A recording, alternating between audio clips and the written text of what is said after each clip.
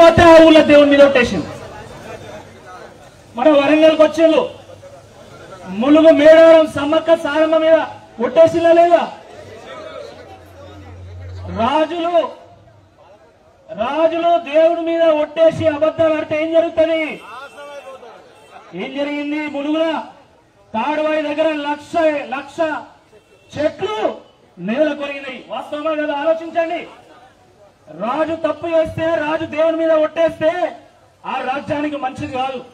కేవలం అదే కాదు, కొంటతనం కూడా స్టార్ట్ అవుతుంది. రేవంత్ రెడ్డి ఏం మాట్లాడుతాడు ఇవాళ ముఖ్యమంత్రి స్థాయిలో? పేగులు మడకేసుకుంటా,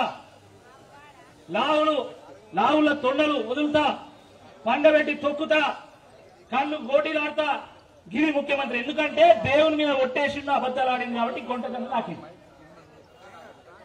అవునా కాదా?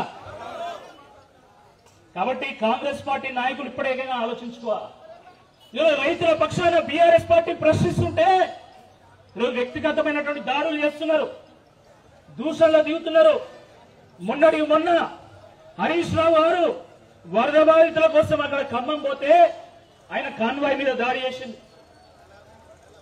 నిన్న కేటీఆర్ గారు హైడ్రా బాధితులను కలవడానికి, ఇల్లు కోల్పోతున్నటువంటి వేలాది మంది పేదలను, మధ్యతరగతి ప్రజలను కలవడానికి